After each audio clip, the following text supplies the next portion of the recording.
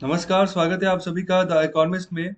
तो अभी हम बात करने जा रहे हैं कोविड-19 गाइडलाइंस के बारे में, जिसको कि हाल ही में भारत सरकार के द्वारा अनाउंस किया गया है। तो स्पेशली ये जो गाइडलाइंस अनाउंस की गई हैं, ये बच्चों के बारे में है और दूसरा होम आइसोलेशन के बारे में है। अगर आप घर में रह रहे हो, तो किस तरीके की यहाँ पर जो है ना प्रोटोकॉल्स को आपको फॉलो अप करके चलना होगा।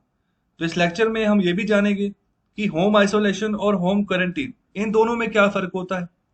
और दूसरा, इस इंफॉर्मेशन के बारे में कम से कम हर एक सिटीजन को पता होना चाहिए कि क्या गाइडलाइंस है। अगर अगर कोई वायरस आपको घेरता है, ठीक है, तो आपको क्या करना है और कौन कौन सी यहाँ पर बातें हैं जिनका कि आपने ध्यान रखकर चलना है। तो अभी डिटेल में इस लेक्चर को डिस्कस करते हैं। चलिए शुरुआत करते हैं।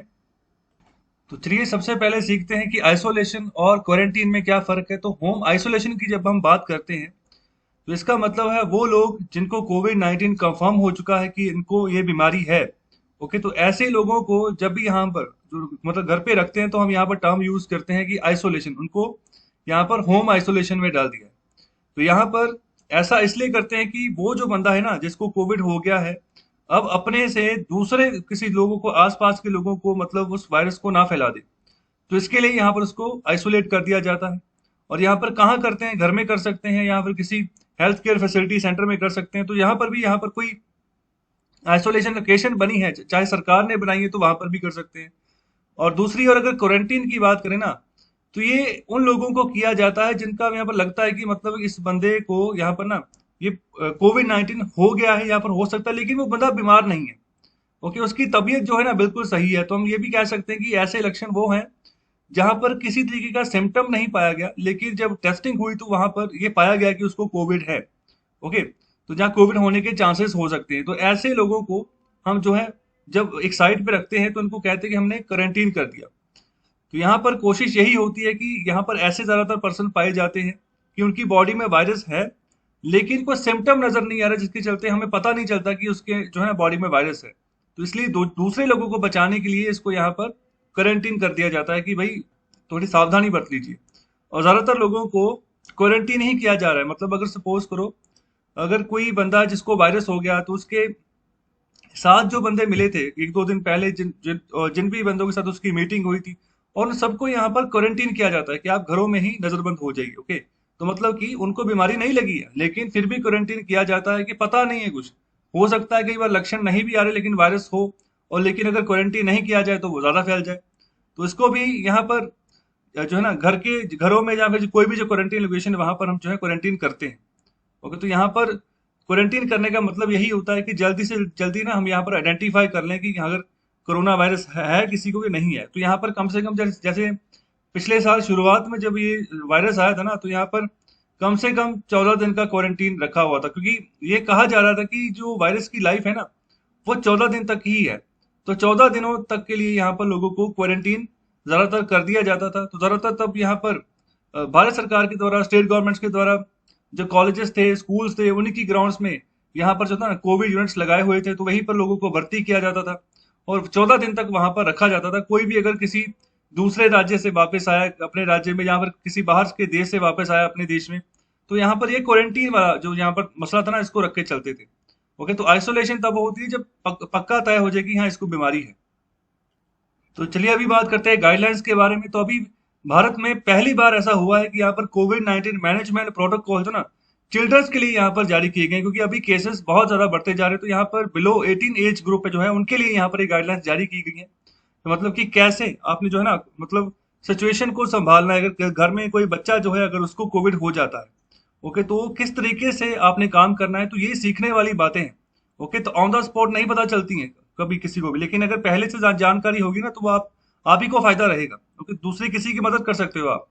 तो यहाँ पर वही बात कर रहे हैं कि यहाँ पर जो ऑक्सीजन लिमिट है ना, तो उसको यहाँ पर कम करके 95 से 94 कर दिया गया कि अगर 94 तक भी ऑक्सीजन लिमिट रहती है तो यहाँ पर सही है। तो यहाँ पर स्पेशली किनके लिए बात कर रहे हैं? जिनको होम आइसोलेट कर रहे हैं। होम आइसोलेट मतलब जिनको वायरस हो गया है और वहां पर उनको घर में ही आइसोलेशन कर दिए। तो यहाँ पर ऑक्सीजन का लेवल चेक करना बहुत जरूरी है। तो यहाँ पर ये 94 तक भी अगर है तो ठीक है।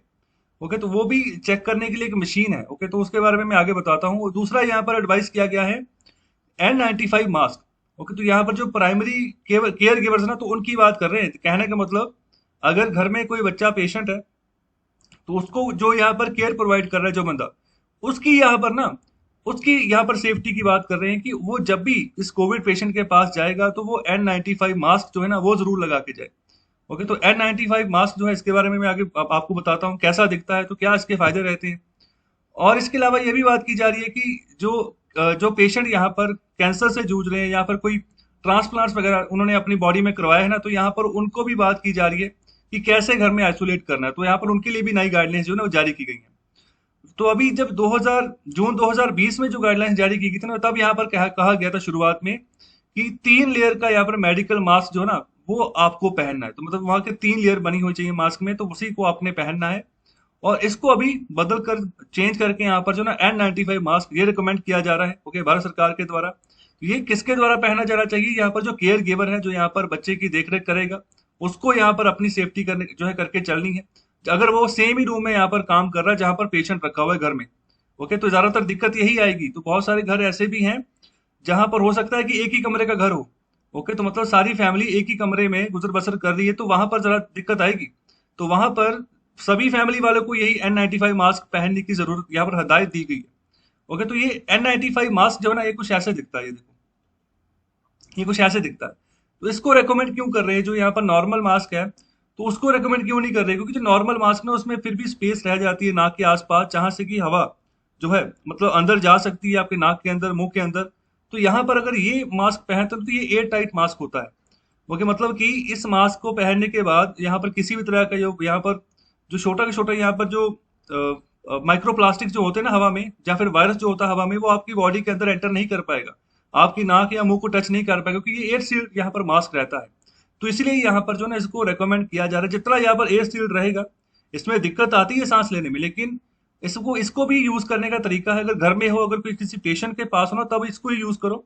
और अगर कहीं बाहर निकलते हो तो थोड़ा सा मास्क नीचे करके, जहां पर आपको लगता है कि हवा साफ है, तो वहां पर थोड़ा सा आप जो है ना ढीला कर सकते हो इसको। ओके, तो अभी इसी को रेकमेंड किया गया है। ओके, दूसरा बात की जा रही है कि जो केयर गिवर होगा उसने यहाँ पर ना एक 4 घंटों का यहाँ पर मॉनिटरिंग चार्ट भी डेवलप करना है। ओके, तो यहाँ पर कि किस तरीके से यहाँ पर प्रोग्रेस जो है पेशेंट की हो रही, जिसमें यहाँ पर क्या क्या डिटेल्स लिखनी है उस चार्ट पे। तो यहाँ पर बात करें टेम्परेचर की, उस यहाँ पर उसका टेम्परेचर क्या है, हीट रेट क्या है। ओके, तो यहाँ पर पल्स ऑक्सीमीटर की बात करें, जिसके चलते हम यहाँ पर हीट रेट पता चल जाएगा। ओके, तो यहाँ पर ये SpO2 परसेंटेज, तो ये ऑक्सीजन की परसेंटेज है।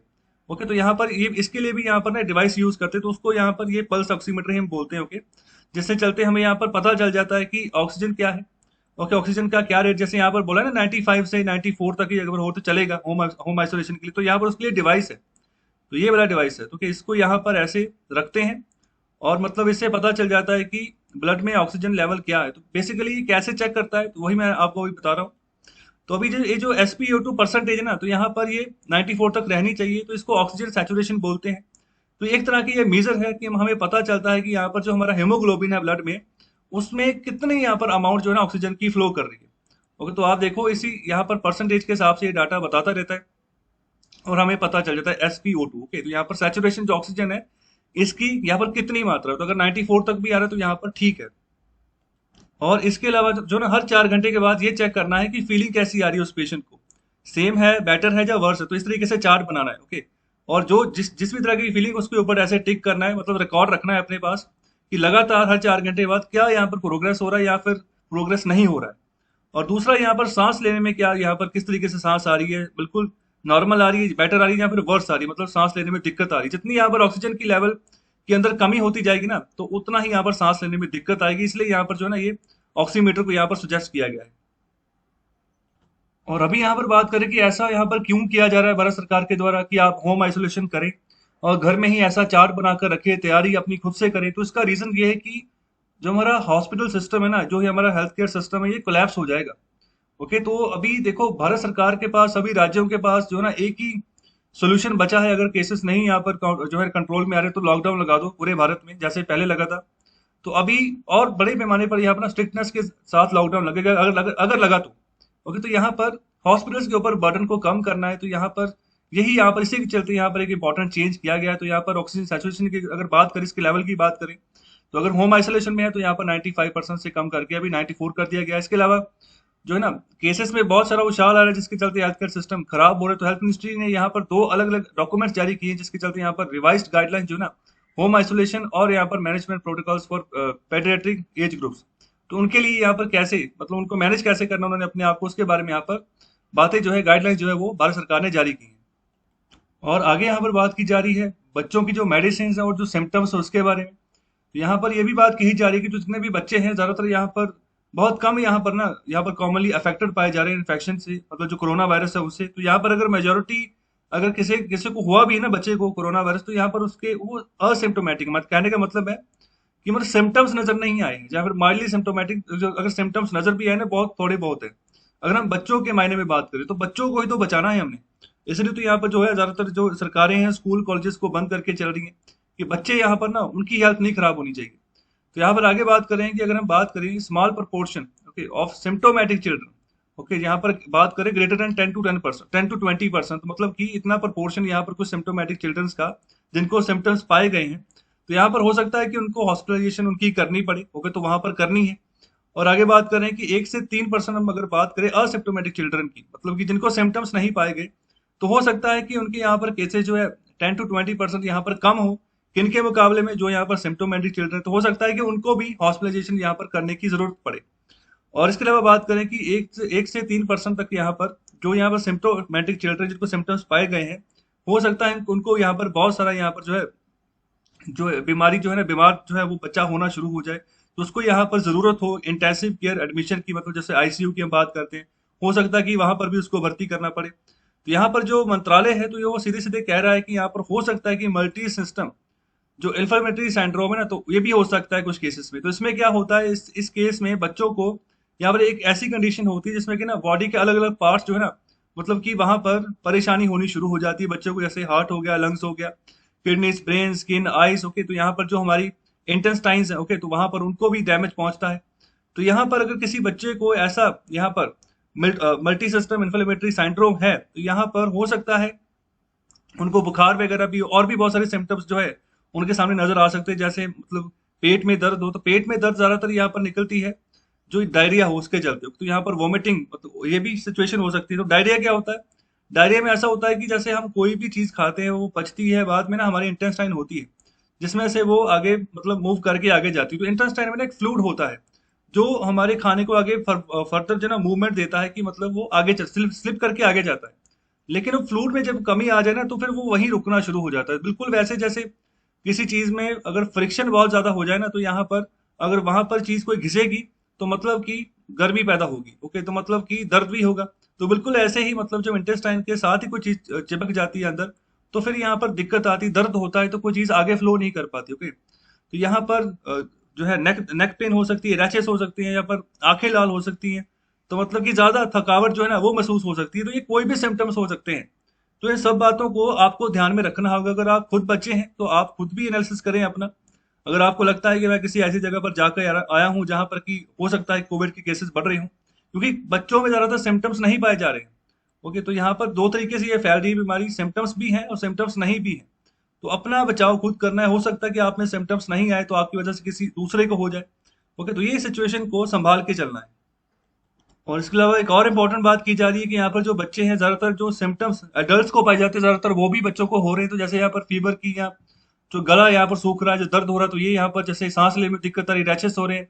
सबसे बड़ी चीज यहाँ पर ये है कि मतलब जो स्मेल है ना और टेस्ट है, तो ये आपका गायब हो जाता है अगर ये वायरस अंदर आ जाता है। तो ये मतलब सबसे बड़ी निशानी ये है, ओके। तो यहाँ पर जैसे मैंने अभी बात की है कि इंटेस्टाइन में जो प्रॉब्लम होती है तो वो सिम्टम्स निकल कर आ सकते हैं, पेट दर्द वगैरह। तो यहाँ पर भी जो प्रोटोकॉल जारी किए गए भारत सरकार के द्वारा, तो यहाँ पर कुछ मेडिसिन को रिकमेंड किया गया है कि अगर ऐसे सिम्टम्स पाए जाते हैं तो उस बच्चे को मेडिसिन देनी है, ओके। तो यहाँ पर मेडिसिन जो भारत सरकार अलग अलग तरीके से, जैसे अलग अलग जो रेमडेसिविर ड्रग है, ओके तो यहाँ पर फाविपिराविर ड्रग है, तो बहुत सारे ड्रग्स हैं जो कि भारत सरकार मतलब कि यहाँ पर कोशिश की जा रही है कि कोविड-19 से बचने के लिए इम्यूनिटी बढ़ाए, जिस जो भी ड्रग जो है इम्यूनिटी बढ़ाए, ओके। तो यहाँ पर वही बात कर रहे हैं, कुछ पेशेंट्स ऐसे भी हैं जो कि इम्यून कॉम्प्रोमाइज स्टेटस है जिनका, मतलब कि जिनकी इम्यूनिटी एक तरीके से मतलब उनका कॉम्प्रोमाइज हुआ है, मतलब कि कुछ भी हो सकता है उनको।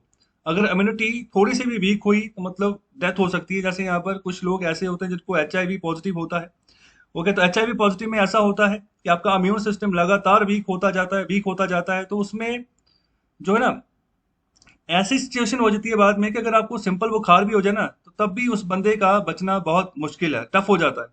क्योंकि उसका इम्यून सिस्टम ही बहुत खराब हो गया। HIV एक ऐसी बीमारी है, ओके, तो मतलब कि बुखार तो सिर्फ एक बहाना बनता है, तो पहले से जो आपका इम्यून सिस्टम वीक हो गया होता है ना, उसके चलते सब कुछ होता है।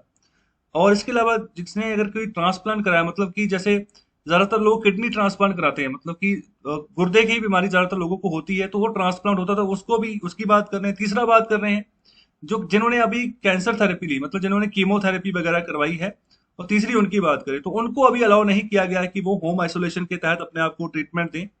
हालांकि कुछ यहाँ पर कंडीशनल एक्सेप्शन दी गई है नई गाइडलाइंस के तहत इन पेशेंट्स के लिए। तो यहाँ पर क्या कहा गया है, यहाँ पर कहा गया है कि उनको तभी अलाउ किया जाएगा होम आइसोलेशन के लिए अगर उनका प्रॉपर एवेल्यूशन होता है किसी यहाँ पर मेडिकल ऑफिसर के द्वारा। ओके, तभी जो है ऐसे लोगों को, ऐसे पेशेंट्स को जो इन गंभीर बीमारी से जो यहाँ पर जूझ रहे हैं ना, तभी जो है इनको होम आइसोलेशन के लिए परमिशन जो है भारत सरकार दे सकती है। क्योंकि तो ये थे यहाँ पर कुछ गाइडलाइंस, इंपॉर्टेंट जानकारी जिसके बारे में कि आपको पता होना चाहिए। तो कैसा लगा आपको लेक्चर, फीडबैक जरूर दें, लेक्चर को शेयर करें ज्यादा से ज्यादा, चैनल को सब्सक्राइब करिए, लाइक करिए। बहुत बहुत शुक्रिया, धन्यवाद।